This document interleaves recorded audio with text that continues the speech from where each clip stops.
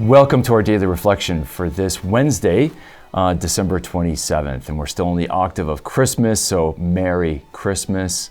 And keep celebrating Christmas, keep those Christmas lights on, keep the Christmas music going, and especially keep the Christmas joy, because that's what the church is encouraging us and really wants us to live in, to work on joy, because that should be our Christian attitude in light of what God has done. He's given us the gift of His Son.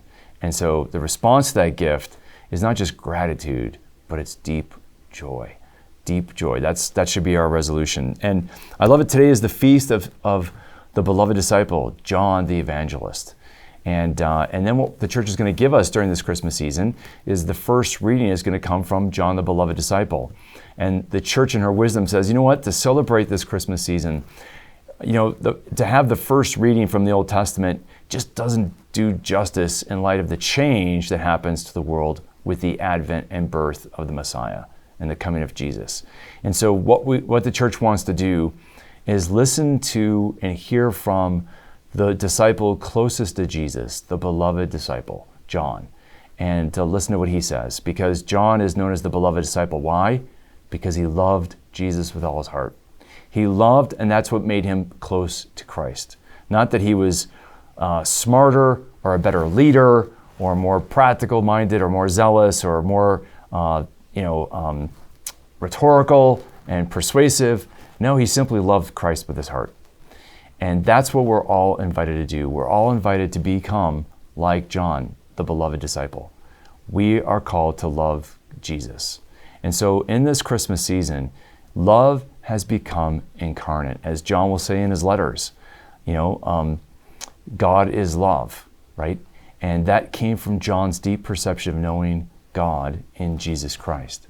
And so love became incarnate and became visible to us and manifest to us so that we could know what love is and we could know better who love is, and that we could love better and love could become who we are and who we become more and more as we follow Jesus Christ, who is love. And so as we hear John, he talks about the word of life, and that life was made visible, right? Because of the incarnation. And then he's testifying to that. And what that love, that eternal life that was with the Father is made manifest or visible to us. And we have seen and heard him. And we proclaim this to you that you may have fellowship with us, and our fellowship is with God. And so John's whole point is that you have a relationship, fellowship. And I love, it's not just, John's not using the language of, and of course it embodies that, but it's more than that. It's deeper than just a personal relationship.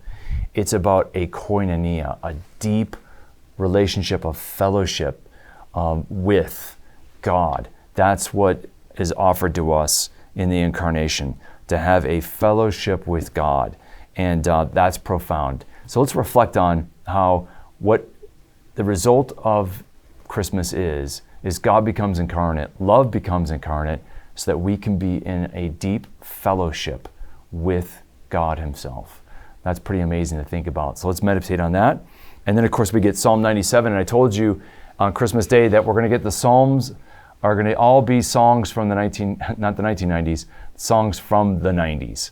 That is the 90s of the Psalms, which talk about God being king over all the world and all the world rejoicing in that. And that's what we're experiencing, because all over the world, Christians are singing praises and thanksgiving and love to God. So we see the fulfillment of that.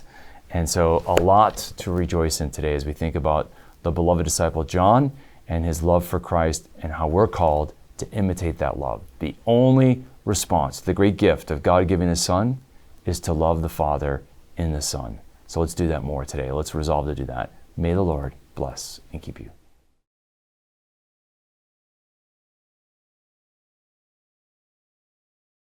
This daily reflection is brought to you thanks to the generous support of the Mission Circle. Join the Mission Circle to help Catholics worldwide understand, live, and share their faith. Sign up at missioncircle.org today.